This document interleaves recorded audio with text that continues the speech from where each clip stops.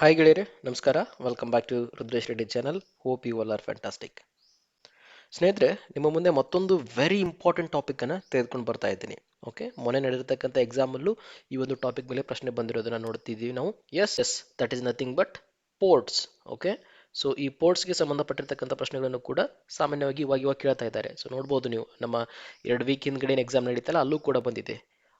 ಈ HTTP ಗೆ ಸಂಬಂಧಪಟ್ಟಿರ್ತಕ್ಕಂಥ port ಅನ್ನ ಕೇಳಿದ್ದಾರೆ.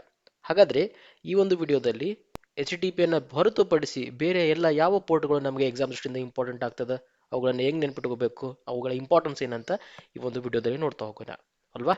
ಸೊ ನನ್ನ ಈ ಒಂದು ಎಫರ್ಟ್ ನಿಮಗೆ ಇಷ್ಟ ಆಗ್ತಾ ಇತ್ತಂದ್ರೆ ಡೆಫಿನೆಟ್ ಆಗಿ ನೀವು ನಮ್ಮ ಚಾನಲ್ನ ಸಬ್ಸ್ಕ್ರೈಬ್ ಮಾಡ್ಕೋಬೇಕು, ಹಾಗೆ ನಿಮ್ಮ ಸ್ನೇಹಿತರಿಗೂ ಕೂಡ ತಿಳಿಸ್ಕೊಡ್ಬೇಕು. ಓಕೆ, ಬನ್ನಿ ಈ ವಿಡಿಯೋದ ಮೊದಲನೇ ಪ್ರಶ್ನೆಯನ್ನ ನೋಡ್ತಾ ಹೋಗೋಣ. Which port is used for the secure cell protocol? Okay, so SSH the full form ಕೇಳ್ತಾರ ಗೊತ್ತಿಲ್ಲ, ಸೆಕ್ಯೂರ್ ಸೆಲ್ ಅಂತ ಕರೀತಾರೆ ಅದಕ್ಕೆ. ಸೆಕ್ಯೂರ್ ಸೆಲ್ ಅಲ್ಲಿ ಬಳಸ್ತಕ್ಕಂಥ ಪ್ರೋಟೋಕಾಲ್ ಯಾವುದು? 20, 21, 22, 23 ಅಂತ ಕೇಳಿದಾರ. ಸೊ ಗೊತ್ತಿಲ್ಲ ಸ್ನೇಹಿತರೆ, ದಿಸ್ ಇಸ್ ವೆರಿ ಇಂಪಾರ್ಟೆಂಟ್. ಅಲ್ಲಿ ಬಳಸ್ತಕ್ಕಂಥ ಪ್ರೋಟೋಕಾಲ್ ಯಾವಾಗಲೂ 22 ಆಗಿರ್ತದ. ಫಸ್ಟ್ ಆಫ್ ಆಲ್, ಏನಿದು SSH ಅದು ಕೂಡ ಇಂಪಾರ್ಟೆಂಟ್ ಅಲ್ವಾ ನಮಗೆ. ಸೊ ನಮಗೆಲ್ಲ ಗೊತ್ತಿದೆ, ಆಪರೇಟಿಂಗ್ ಸಿಸ್ಟಮ್ ಅಂತ ಬಂದಾಗ ಪ್ರಮುಖವಾಗಿ ಎರಡು ಬರ್ತದ. ಒಂದು ವಿಂಡೋಸ್ ಆಪರೇಟಿಂಗ್ ಸಿಸ್ಟಮ್, ಇನ್ನೊಂದು ಯುನಿಕ್ಸ್ ಲಿನಿಕ್ಸ್ ಆಪರೇಟಿಂಗ್ ಸಿಸ್ಟಮ್ ಅಂತ ಹೇಳಿ. ವಿಂಡೋಸ್ ಆಪರೇಟಿಂಗ್ ಸಿಸ್ಟಮ್ ಅಂದ್ರೆ ಇನ್ನು ಸರ್ವರ್ಗಳ ಮೇಲೆ ವಿಂಡೋಸ್ ಆಪರೇಟಿಂಗ್ ಸಿಸ್ಟಮ್ ಅನ್ನ ಇನ್ಸ್ಟಾಲ್ ಮಾಡಿರ್ತಾರ. ಹಾಗೆ ಸೊ ಯುನಿಕ್ಸ್ ಸರ್ವರ್ಗಳ ಮೇಲೆ ಯುನಿಕ್ಸ್ ಆಪರೇಟಿಂಗ್ ಸಿಸ್ಟಮ್ಗಳನ್ನ ಇನ್ಸ್ಟಾಲ್ ಮಾಡಿರ್ತಾರ. ವಿಂಡೋಸ್ ಸರ್ವರ್ ಏನಾದರೂ ನೀವು ಕನೆಕ್ಟ್ ಮಾಡ್ಬೇಕಂದ್ರೆ ನಿಮಗೆ ಒಂದು ಆಪ್ಷನ್ ಬರ್ತದೆ, ಏನು RDP ಅಂತ ಹೇಳಿ, ರಿಮೋಟ್ ಡೆಸ್ಕ್ಟಾಪ್ ಕನೆಕ್ಷನ್. ಸೊ ನಿಮ್ದೊಂದು ಪರ್ಸನಲ್ ಲ್ಯಾಪ್ಟಾಪ್ ಇದೆ ಅಂತ ಹೇಳಿ ಅನ್ಕೊಳ್ಳಿ ನೀವು. ಸೊ ಅದನ್ನ ನೀವು ನಿಮ್ದು ಇರ್ತದೆ ಈಸಿಲಾಗಿ ಕನೆಕ್ಟ್ ಮಾಡ್ತೀರಾ. ಬಟ್ ಸರ್ವರ್ಸ್ಗಳಿಗೆ ಕನೆಕ್ಟ್ ಮಾಡ್ಬೇಕಂದ್ರೆ ಡೆಫಿನೆಟ್ ಆಗಿ ಅದಕ್ಕೊಂದು ವೇ ಇರಬೇಕಲ್ಲ. That is nothing but remote desktop connection. ನಿಮ್ಗೆ ಏನಾದರೂ ಗೊತ್ತಾಗ್ಲಿಲ್ಲ ಅಂದ್ರೆ, ನಿಮ್ಮ ಹತ್ರ ಲ್ಯಾಪ್ಟಾಪ್ ಇತ್ತಂದ್ರೆ ಸರ್ಚ್ ಬಾರ್ಗೆ ಹೋಗ್ಬಿಟ್ಟು ನೀವು ಜಸ್ಟ್ RDP ಅಂತ ಟೈಪ್ ಮಾಡಿ, ಆಟೋಮೆಟಿಕ್ ಆಗಿ ನಿಮ್ಗೊಂದು ಪಾಪಪ್ ಓಪನ್ ಆಗ್ತದೆ ಸ್ಕ್ರೀನ್ ಮೇಲೆ. So that's the one tool which we are going to use for connecting the servers in case of Windows operating system. ಅದೇ ರೀತಿಯಾಗಿ ನೀವು ಲೈನೆಕ್ಸ್ ಅಥವಾ ಯುನಿಕ್ಸ್ ಸರ್ವರ್ಸ್ಗಳಿಗೆ ಕನೆಕ್ಟ್ ಮಾಡಬೇಕಾದ್ರೆ ಅದಕ್ಕೂ ಒಂದು ಯುಟಿಲಿಟಿ ಅಥವಾ ಒಂದು ಪೋರ್ಟಲ್ ಅಥವಾ ಒಂದು ಸಾಫ್ಟ್ವೇರ್ ಬೇಕಲ್ಲ. ಎಸ್, ಅಲ್ಲಿ ನಾವು ಬಳಕೆ ಮಾಡ್ತಕ್ಕಂಥ ಯಾವುದಪ್ಪ ಅಂದ್ರೆ ಪುಟ್ಟಿ. ಓಕೆ, ಸೊ ಗೊತ್ತಿರಲಿ ಮಾಹಿತಿ. ಪುಟ್ಟಿಯನ್ನ ಬಳಕೆ ಮಾಡ್ಕೊಂಡ್ಬಿಟ್ಟು ಕೆಲವೊಬ್ರು ಪಟ್ಟಿ ಅಂತ ಕರೀತಾರೆ, ಕೆಲವೊಬ್ರು ಪುಟ್ಟಿ ಅಂತ ಕರೀತಾರೆ. ಸೊ ಈ ಸಾಫ್ಟ್ವೇರ್ ಮುಖಾಂತರ ನಾವೇನ್ ಮಾಡ್ಬೋದು, ಯುನಿಕ್ಸ್ ಲೈನೆಕ್ಸ್ ಸರ್ವರ್ಸ್ಗಳನ್ನ ಕನೆಕ್ಟ್ ಮಾಡ್ಬೋದು. ಸೊ ಈ RDP ಕನೆಕ್ಟ್ ಮಾಡ್ಬೇಕಂತ ಸಂದರ್ಭದಲ್ಲಿ ಅಲ್ಲಿ ಬಳಕೆ ಆಗ್ತಕ್ಕಂಥ ಪೋರ್ಟ್ ಯಾವ್ದಪ್ಪ ಅಂದ್ರೆ 3389. ಓಕೆ, ಸೊ ಇವಾಗ ಒಂದು ಸರ್ವರ್ ಇದೆ ಅನ್ಕೊಳ್ಳಿ. ಇಲ್ಲಿ ಈ ಸರ್ವರ್ಗೆ ನೀವು ಕನೆಕ್ಟ್ ಆಗ್ಬೇಕಂತ ಪಕ್ಷದಲ್ಲಿ 3389 ಪೋರ್ಟ್ ಓಪನ್ ಇರಬೇಕು. ಸೊ ಅವಾಗ ಮಾತ್ರ ನೀವು RDP ಅನ್ನ ಬಳಕೆ ಮಾಡ್ಕೊಂಡು ಕನೆಕ್ಟ್ ಮಾಡ್ಕೋಬಹುದು. ಯಾವಾಗ? ಇನ್ ಕೇಸ್ ಆಫ್ ವಿಂಡೋಸ್ ಸರ್ವರ್ ಅಲ್ಲಿ. ಅದೇ ರೀತಿಯಾಗಿ ಯುನಿಕ್ಸ್ ಲೈನೆಕ್ಸ್ ಅಂತ ಬಂದಾಗ, ಸಪೋಸ್ ನಮ್ದು ಇಲ್ಲಿ ಯುನಿಕ್ಸ್ ಆಪರೇಟಿಂಗ್ ಸಿಸ್ಟಮ್ ಅಥವಾ ಯುನಿಕ್ಸ್ ಮಷಿನ್ ಇದೆ ಅಂತ ಅನ್ಕೊಳ್ಳಿ, ಇದಕ್ಕೆ ನೀವು ಕನೆಕ್ಟ್ ಮಾಡ್ಬೇಕಾಗಿತ್ತಂದ್ರೆ ಅಲ್ಲಿ ಬಳಕೆ ಮಾಡ್ತಕ್ಕಂಥ ಟೂಲ್ ಯಾವ ಸ್ನೇಹಿತರೆ? ನಾನು ಹೇಳಿರಂಗೆ ಪುಟ್ಟಿ. ಆವಾಗ ಬಳಕೆ ಮಾಡುವ ಪೋರ್ಟ್ ಯಾವ್ದಪ್ಪ ಅಂದ್ರೆ 22.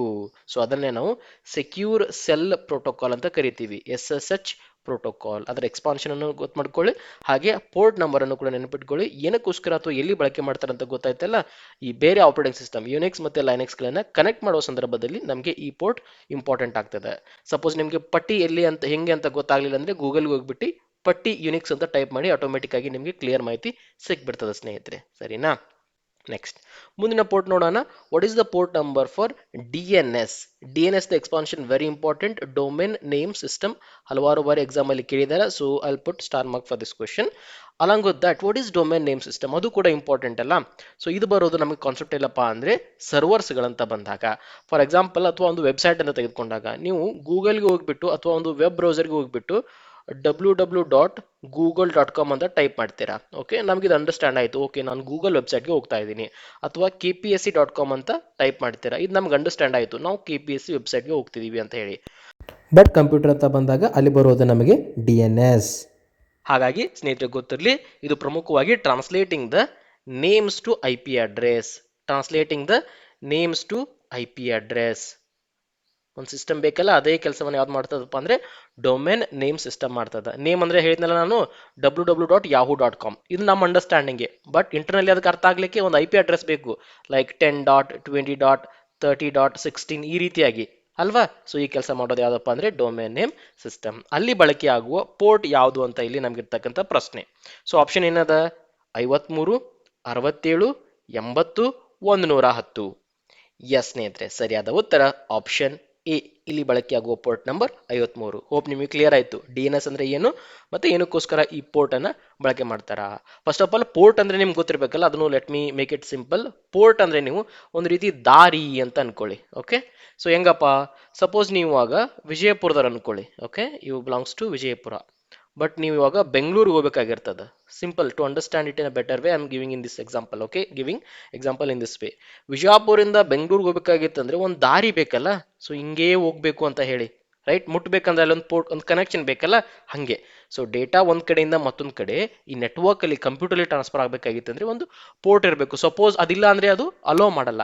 ಅಂದ್ರೆ ಸಪೋಸ್ ಇಲ್ಲೊಂದು ಸಿಸ್ಟಮ್ ಇದೆ ಅಂತ ಅನ್ಕೊಳ್ಳಿ, ಇದಕ್ಕೆ ನೀವು ಕನೆಕ್ಟ್ ಮಾಡ್ಲಿಕ್ಕೆ ಟ್ರೈ ಮಾಡ್ತಾ ಇದ್ರೆ, ಸಪೋಸ್ 3389 ಪೋರ್ಟ್ ಇಂದಾನೆ ಅಂತ ಹೇಳ್ಬಿಟ್ಟು, ಈ ಪೋರ್ಟ್ ಏನಾದ್ರೂ ಓಪನ್ ಇಲ್ಲ ಅಂದ್ರೆ ಸೊ ನಿಮಗೆ ಕನೆಕ್ಟ್ ಮಾಡಕ್ ಆಗಲ್ಲ. It has to be open. Okay, open and closed ಅಂತ ಎರಡು ಬರ್ತದೆ. ಸಪೋಸ್ ಪೋರ್ಟ್ ಏನಾದ್ರೂ ಕ್ಲೋಸ್ ಆಗಿತ್ತು ಅಂದ್ರೆ ಕನೆಕ್ಷನ್ ಮಾಡಕ್ ಆಗಲ್ಲ, ಓಪನ್ ಇದ್ರೆ ಮಾತ್ರ ನಾವು ಕನೆಕ್ಟ್ ಮಾಡಕ್ ಆಗ್ತದೆ. ಮುಂದಿನ ಪ್ರಶ್ನೆ, which port is used for SMTP for sending the emails. First of all SMTP ಏನಕ್ಕೆ ಬಳಕೆ ಮಾಡ್ತಾರೆ ಅಂತ ಗೊತ್ತಾಯ್ತು. It is to send the emails, ಒಬ್ಬರಿಂದ ಮತ್ತೊಬ್ಬರಿಗೆ ಇಮೇಲ್ ಅನ್ನ ಕಳಿಸೋ ಸಲುವಾಗಿ. SMTP ದ ಫುಲ್ ಫಾರ್ಮ್ ಕೂಡ ಕೇಳ್ತಾರ. ಸಿಂಪಲ್ ಗೊತ್ತಿರಲಿ, very important. Simple mail transfer, right, transfer protocol. And what is protocol? Protocol is nothing but set of rules. So ಕೆಲವೊಂದಿಷ್ಟು ನಿಯಮಗಳಿರ್ತವೆ, ಹಿಂಗೇ ಮಾಡಬೇಕು ಅಂತ ಹೇಳಿ, ಅದನ್ನ ಪ್ರೋಟೋಕಾಲ್ ಅಂತ ಕರೀತಾರೆ. ಓಕೆ, ಸೊ SMTP ಇದು ಗೊತ್ತಾಯ್ತಲ್ಲ, simple mail transfer protocol. And ಇಲ್ಲಿ ಬಳಕೆ ಮಾಡುವ ಪೋರ್ಟ್ ಯಾವುದು? ಆಪ್ಷನ್ ಏನದ? 21, 25, 110, 143. ಸೊ ಇಮೇಲ್ ಅಂತ ಬಂದ ಸ್ನೇಹಿತರೆ ಗೊತ್ತಿರಲಿ, ಹಲವಾರು ಪೋರ್ಟ್ಸ್ಗಳು ಬರ್ತಾವ. ಅಲ್ಲಿ 25 ಬರ್ತದ, 143 ಅಂತ ಬರ್ತದ, 110 ಅಂತ ಬರ್ತದ, ಹಲವಾರು ಪೋರ್ಟ್ಸ್ ಬರ್ತದ. But specific to SMTP mail transfer ಅಂತ ಬಂದಾಗ ಗೊತ್ತಿರಲಿ 25 ಸೂಪರ್ ಇಂಪಾರ್ಟೆಂಟ್. ಹಲವಾರು ಬಾರಿ ಕೇಳಿರೋ ಪ್ರಶ್ನೆ ನೋಡಿದ್ದು. SMTP ಅಂತ ಬಂದಾಗ always use the port 25. Suppose in case of 25 port open ಆಗಿಲ್ಲ ಅಂದ್ರೆ ಕಮ್ಯುನಿಕೇಶನ್ ಮಾಡೋಕ್ಕಾಗಲ್ಲ, ರೈಟ್, ಆ ಥರ. Next, which port is used for FTP control? FTP control. Okay, first of all expansion ತಿಳ್ಕೊಳ್ಳಿ. FTP ಅಂದ್ರೆ ಏನು? File transfer protocol. ಒಂದು laptop ಇಂದ ಮತ್ತೊಂದು ಲ್ಯಾಪ್ಟಾಪ್ಗೆ ನೀವೇನಾದ್ರೂ ಫೈಲ್ಸ್ ಅನ್ನ ಕಳಿಸ್ತಾ ಇದ್ದೀರಿ ಅಂದ್ರೆ ಅಲ್ಲಿ ಬಳಕೆ ಆಗೋ ಪ್ರೋಟೋಕಾಲ್ ಯಾವ್ದಾಗಿರ್ತದ? ಎಸ್, FTP ಆಗಿರ್ತದ. Okay, FTP uses 2 main ports. ಪ್ರಮುಖವಾಗಿ ಇದು 2 ಇಂಪಾರ್ಟೆಂಟ್ ಪೋರ್ಟ್ ಅನ್ನ ಬಳಕೆ ಮಾಡ್ಕೋತದ. ಒಂದು 21, ಇನ್ನೊಂದು 20. ಓಕೆ, ಒಂದು 21, ಇನ್ನೊಂದು 20. FTP ಕಂಟ್ರೋಲ್ ನಾವು ಕೇಳ್ತಾ ಇರೋದು ಇಲ್ಲಿ. FTP ಕಂಟ್ರೋಲ್ ಅಂತ ಬಂದಾಗ ಗೊತ್ತಿರಲಿ, ಮೇನ್ಲಿ ಫಾರ್ ದ ಕನೆಕ್ಷನ್ ಅಲ್ಲಿ ಬಳಸೋ ಪೋರ್ಟ್ ಯಾವ್ದಪ್ಪ ಅಂದ್ರೆ 21. Make it simple. FTP control ಅಂತ ಬಂದಾಗ 21 ಅಂತ ಹೇಳಬೇಕು. ಅದೇ FTP ಡೇಟಾ ಟ್ರಾನ್ಸ್ಫರ್ ಅಂತ ಬಂದಾಗ ಪೋರ್ಟ್ 20 ಅಂತ ಹೇಳಬೇಕು. This is for FTP transfer, this is for FTP control. ಏನ್ ಕೆಲಸ ಮಾಡ್ತದ? ಫೈಲ್ ಟ್ರಾನ್ಸ್ಮಿಷನ್ ಪ್ರೋಟೋಕಾಲ್ ಹೆಸರಿಲ್ಲದ ಫೈಲ್ ಟ್ರಾನ್ಸ್ಫರ್ ಮಾಡೋ ಸಲುವಾಗಿ ಇದನ್ನ ಬಳಕೆ ಮಾಡ್ತಾರ. ಟ್ರಾನ್ಸ್ಫರ್ ಮಾಡಬೇಕಾದ ಸಮಯದಲ್ಲಿ this port has to be open ಅಲ್ವಾ? So next, what is the port number for POP3 receiving the emails? ನಾನು ಆವಾಗಲೇ ಹೇಳಿದೆ ಈ ಇಮೇಲ್ ಕಾನ್ಸೆಪ್ಟ್ ಅಲ್ಲಿ ಹಲವಾರು ಪೋರ್ಟ್ಸ್ಗಳು ಬರ್ತಾವ ಅಂತ ಹೇಳ್ಬಿಟ್ಟು. ಸೊ ಇಲ್ಲಿ ಕೇಳ್ತಾ ಇದ್ದಾರೆ, ನಮಗೆಲ್ಲ ಗೊತ್ತು POP3 ಎಲ್ಲಿ ಬಳಕೆ ಆಗ್ತದೆ ಅಂತ ಹೇಳ್ಬಿಟ್ಟು, ಇಮೇಲ್ ಅಂತಕ್ಕಂಥ ಕಾನ್ಸೆಪ್ಟ್ ಅಲ್ಲಿ. ಸೊ ಈ POP3ಗೆ ಬಳಸುವ ಪೋರ್ಟ್ ನಂಬರ್ ಯಾವುದು? ಆಪ್ಷನ್ ಏನದ? 110, 143, 161 and 123. Right? So before answering this question, first we need to understand what is POP3. ಅದು ಇಂಪಾರ್ಟೆಂಟ್ ಅಲ್ಲ. Post office protocol. ಎಕ್ಸ್ಪಾನ್ಷನ್ ಅನ್ನ ನೆನ್ಪಿಟ್ಕೊಳ್ಳಿ. Post office protocol 3. ಇದ್ರ ಕೆಲಸ ಏನಪ್ಪಾ ಈ ಪ್ರೋಟೋಕಾಲ್ದು? Yes, receiving the emails from the mail server. ಇದ್ರ ಕೆಲಸ ರಿಸೀವಿಂಗ್ ದ ಇಮೇಲ್ಸ್. ಓಕೆ, ಒಬ್ಬರು ಇಮೇಲ್ ಕಳಿಸಿರ ಅನ್ಕೊಳ್ಳಿ, ಅದು ಫಸ್ಟ್ ಆಫ್ ಆಲ್ ಎಲ್ಲಿ ಹೋಗ್ತದೆ? ಆಟೋಮೆಟಿಕ್ ಆಗಿ ನಿಮಗೆ ಬರ್ತದನ. ಸಪೋಸ್ ಇಲ್ಲೊಬ್ಬನ ವ್ಯಕ್ತಿ ಇದಾನೆ ಅನ್ಕೊಳ್ಳಿ. ಓಕೆ, ವ್ಯಕ್ತಿ ಅಂದ್ರೆ ಈ ತರ ಮಾಡೋಣ, ರೈಟ್. ಇಲ್ಲೊಬ್ರು ಇದ್ದಾರೆ, ಇವನು ಮಹೇಶ್, ಇವನು ಶಿವು. ಇವನೊಂದು ಇಮೇಲ್ ಕಳಿಸ್ಬೇಕಾಗಿರ್ತದೆ ಇವನಿಗೆ. ಸೊ ಇವನು ಕಳಿಸ್ತಾನ, hi please find the attachment, something like that. Automatic ಆಗಿ ಇದು ಬರಲ್ಲ, ಇಲ್ಲಿದ ಅದು ಫಸ್ಟ್ ಹೋಗೋದು ಎಲ್ಲಿಗಪ್ಪ? ಸರ್ವರ್ಗೆ ಹೋಗ್ತದೆ. ಇಮೇಲ್ ತನ್ನದೇ ಆಗಿರ್ತಕ್ಕಂಥ ಒಂದು ಸರ್ವರ್ ಅದ. ಸಪೋಸ್ ನೀವು ಜಿಮೇಲ್ ಯೂಸ್ ಮಾಡ್ತಾ ಇದ್ರೆ ಅಂದ್ರೆ ಜಿಮೇಲ್ ಸರ್ವರ್ ಇರ್ತದ. ನಾವು ಕಳಿಸಿರೋದು ಫಸ್ಟ್ ಜಿಮೇಲ್ ಸರ್ವರ್ ಹೋಗ್ತದೆ. ಆ ಜಿಮೇಲ್ ಸರ್ವರ್ ಇಂದ ಇಲ್ಲಿ ಬರಬೇಕಾಗಿದ್ದಂಥ ಸಮಯದಲ್ಲಿ ಬಳಕೆಯಾಗುವ ಪೋರ್ಟ್ ಯಾವ್ದಪ್ಪ ಅಂದ್ರೆ POP3. ಓಕೆ, ಎಕ್ಸಾಕ್ಟ್ ನಂಬರ್ ಬಂದ್ಬಿಟ್ಟು 110. ಅರ್ಥ ಆಯ್ತಲ್ಲ ಕಾನ್ಸೆಪ್ಟ್ ಯಾವ ರೀತಿ ಆಗ್ತದೆ ಅಂತ ಹೇಳ್ಬಿಟ್ಟು? 110. ಹಾಗಾದ್ರೆ ಈ ಪ್ರಶ್ನೆಗೆ ಸರಿಯಾದ ಉತ್ತರ ಆಪ್ಷನ್ ಎ 110. POP3 ಅಂದ್ರೆ post office protocol. It is mainly used for receiving the email from the server and the port is 110. Right. Okay. Next ಮುಂದೆ ಹೋಗೋಣ. Which port does IMAP protocol used for email retrieval? ಇದು important. Again ಇದು ಕೂಡ ಇಮೇಲ್ಗೆ ಸಂಬಂಧಪಟ್ಟಿರ್ತಕ್ಕಂಥದ್ದು. ನೋಡಿ ಎಷ್ಟು ಬರ್ತಾ ಇದಾವೆ ಇಮೇಲ್ಗೆ ಸಂಬಂಧಪಟ್ಟಿರ್ತಕ್ಕಂಥ ports. ಹಾಗಾಗಿ ಹೇಳ್ತಾ ಇರೋದು ನಾನು. ತುಂಬಾ ಇದಾವೆ, ಬಟ್ ಯಾವ್ದ್ರದ್ದು ಕೆಲಸ ಏನೇನಂತ ನೋಡ್ತಾ ಹೋಗ್ಬೇಕು ನೀವು. ಫಸ್ಟ್ ಆಫ್ ಆಲ್ ಐಮ್ಯಾಪ್ದು ಫುಲ್ ಫಾರ್ಮ್ ಏನು? Internet message access protocol. Let me write it down. Internet message access protocol. So ಯಾಕೆ ಬರಿತಾ ಇದ್ದೀನಪ್ಪ ಈ ಎಕ್ಸ್ಪಾನ್ಷನ್ ಅಂದ್ರೆ ನಿಮ್ಗೆ ಗೊತ್ತು ಎಕ್ಸಾಮ್ ಅಲ್ಲಿ ಡೆಫಿನೆಟ್ ಆಗಿ ಪ್ರಶ್ನೆಗಳು ಬಂದೇ ಬರ್ತಾವ. Expand I map, expand POP3, expand SMTP, right, ಈ ತರ ಬರ್ತಾವಲ್ಲ. Expand FTP. ಸೊ ಅದಕ್ಕೋಸ್ಕರ ನೀವು ಇದನ್ನ ಮರಿಬಾರ್ದು. ಡೆಫಿನೆಟ್ ಆಗಿ ನೀವು ನೆನ್ಪಿಟ್ಕೊಳ್ಳೇಬೇಕು ಇದನ್ನ. ಸರಿನಾ? ಸೊ ಹಾಗಾದ್ರೆ ಇಲ್ಲಿ ಬಳಕೆ ಆಗುವ ಪೋರ್ಟ್ ಯಾವ್ದಂತ ಕೇಳ್ತಾ ಇದ್ದಾರೆ. ಆಪ್ಷನ್ ಏನಿದೆ? 110, 143, 161, 443. 110 ಅಂತೂ ಅಲ್ಲಂತ ಗೊತ್ತಾಯ್ತು ನಮ್ಗೆ, ಯಾಕಂದ್ರೆ ಆಲ್ರೆಡಿ ಇದನ್ನ ನಾವು POP3 ಅಲ್ಲಿ ಬಳಕೆ ಮಾಡಿದ್ದೀವಿ.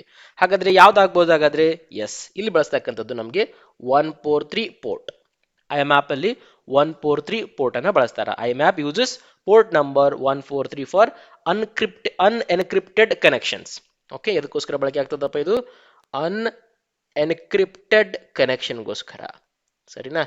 ಜಸ್ಟ್ ನೀವು ನೆನ್ಪಿಟ್ಕೊಳ್ತಾ ಹೋಗಿ. ಸೊ ಅದ್ರ ಬಗ್ಗೆ ಎಕ್ಸ್ಪ್ಲೇಷನ್ ಬೇಕಂದ್ರೆ ನಾನು ನಿಮ್ಗೆ ಮತ್ತೊಂದು ವಿಡಿಯೋದಲ್ಲಿ ಡೀಟೇಲ್ ಆಗಿ ಹೇಳ್ತೀನಿ ಹೆಂಗ್ ವರ್ಕ್ ಆಗ್ತದೆ ಏನು ಅಂತ ಹೇಳ್ಬಿಟ್ಟು. ಅಫ್ಕೋರ್ಸ್ ನಾನು ಇಮೇಲ್ ಮೇಲೆ ಆಲ್ರೆಡಿ ವಿಡಿಯೋ ಕೂಡ ಮಾಡಿದ್ದೀನಿ. ಕಂಪ್ಯೂಟರ್ ಅವೇರ್ನೆಸ್ ಪ್ಲೇಲಿಸ್ಟ್ ಅಲ್ಲಿ ಇದೆ, ನೋಡ್ಬೋದು ಅಲ್ಲಿಂದ ಕೂಡ. ಸರಿನಾ? Next, which port is used for DHCP server response? DHCP server ರೆಸ್ಪಾನ್ಸ್ಗೆ ಯಾವ ಪೋರ್ಟ್ನ ಬಳಕೆ ಆಗ್ತದ ಅಂತ ಕೇಳ್ತಾ ಇದ್ದಾರೆ. First of all what is DHCP? ಅದು ಇಂಪಾರ್ಟೆಂಟ್. ಅದು ಗೊತ್ತಿತ್ತಂದ್ರೆ ನಮಗೆ ಮುಂದಿನ ಅರ್ಥ ಆಗ್ತದ ಅಲ್ವಾ? ಸೊ DHCP ಅಂತ ಬಂದಾಗ ನೀವು DNS ಅಂತ ನೋಡಿದ್ವಿ ನಾವು ಅವಾಗಲೇ, ಡೊಮೇನ್ ನೇಮ್ ಸಿಸ್ಟಮ್ ಅಂತ ಹೇಳ್ಬಿಟ್ಟು. ಅದನ್ನ ಏನಕ್ಕೆ ಬಳಕೆ ಮಾಡ್ತಾರೆ ಅಂತ ಹೇಳಿದೆ ನಾನು? ನೇಮ್ ಇರೋದನ್ನ, right, let me write it down again. Names ಇರೋದನ್ನ IP ಗೆ ಕನ್ವರ್ಟ್ ಮಾಡೋ ಸಮಯದಲ್ಲಿ ಮಾಡ್ತಕ್ಕಂಥ ಕೆಲಸ ಈ DNS ಮಾಡ್ತದೆ ಅಂತ ಹೇಳಿದ್ವಿ. ಸೊ ಈ IP ಅಸೈನ್ ಮಾಡ್ಬೇಕಲ್ಲ. IP ಕನ್ವರ್ಟ್ ಮಾಡ್ತಾರಂತ ಗೊತ್ತಾಯ್ತು DNS ಅವರು, ಬಟ್ IP ಕೊಡೋರು ಯಾರು? IP ಕೊಡೋರು ಯಾರಪ್ಪ ಅಂದ್ರೆ DHCP server. Very important. DHCP server, dynamic host configuration protocol. Dynamic host configuration protocol. ತಿಳಿತಲ್ಲ? ಸೊ ಅಲ್ಲಿ ಬಳಕೆ ಆಗುವ ಪೋರ್ಟ್ ಯಾವ್ದಂತ ಕೇಳಿದ್ದಾರೆ. ಆಪ್ಷನ್ ಬಂದ್ಬಿಟ್ಟು 53, 67, 68 ಹಾಗೆ 69. ಓಕೆ, 67, 68 ಪ್ರಮುಖವಾಗ್ತದ ಈ ಒಂದು ಪರ್ಟಿಕ್ಯುಲರ್ ಸ್ಲೈಡ್ ಅಲ್ಲಿ ನೋಡಿದಾಗ.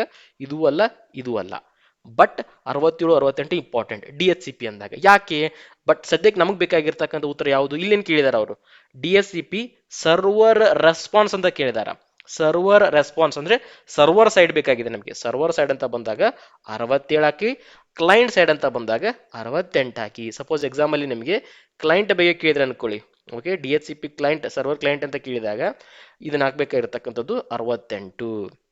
ಅದೇ ಸರ್ವರ್ ಸೈಡ್ ಅಂತ ಬಂದಾಗ 67. Okay, make it clear. Server ಅಂದ್ರೆ 67, ಕ್ಲೈಂಟ್ ಅಂದ್ರೆ 68. That's it, nothing else. ನಾವು next question, what is the port number for RDP? ಬಂತು ನೋಡಿ, ನಮ್ಮ ಮೊದಲೇ ಪ್ರಶ್ನೆಯಲ್ಲಿ ಡಿಸ್ಕಷನ್ ಮಾಡಿದ್ವಿ ಅಲ್ವಾ ನಾವು. RDP ಇನ್ full form remote desktop protocol. Okay, so ನೀವು ಸರ್ಚ್ ಅಲ್ಲಿ ಹೋಗ್ಬಿಟ್ಟು ಟೈಪ್ ಮಾಡಿ, ಆಟೋಮೆಟಿಕ್ ಬರ್ತದೆ ನಿಮಗೆ. ಅಲ್ಲಿ ಏನ್ ಪೋರ್ಟ್ ಯೂಸ್ ಮಾಡ್ತಾರೆ ಅಂತ ಕೇಳಿದಾರ. 3306, 3389, 5432, 8080. Exact answer for this question is 3389. ನಾವ್ ಹೆಂಗೆ SSH ಅಲ್ಲಿ 22 ಅಂತ ನೋಡಿದ್ವಲ್ಲ, ಹಂಗೆ RDP ಅಂತ ಬಂದಾಗ ಸ್ನೇಹಿತರೆ 3389 ಪೋರ್ಟ್ ಓಪನ್ ಇರಲೇಬೇಕು. ವೆರಿ ಇಂಪಾರ್ಟೆಂಟ್, ತಿಳ್ಕೊಬೇಕು ನೀವು ಇದನ್ನ. ನೆಟ್ವರ್ಕಿಂಗ್ ಇಲ್ಲಿ ಬರ್ತಕ್ಕಂಥ ಕಾನ್ಸೆಪ್ಟ್ ಇದು. ಸರಿನಾ? ನೆಕ್ಸ್ಟ್ ಮುಂದೆ ಹೋಗೋಣ. Which port is used for SNMP? So ತುಂಬಾ ಜನರಿಗೆ SMTP ಮತ್ತೆ SNMP ಕನ್ಫ್ಯೂಷನ್ ಆಗ್ತದೆ, ಗೊತ್ತಿರಲಿ.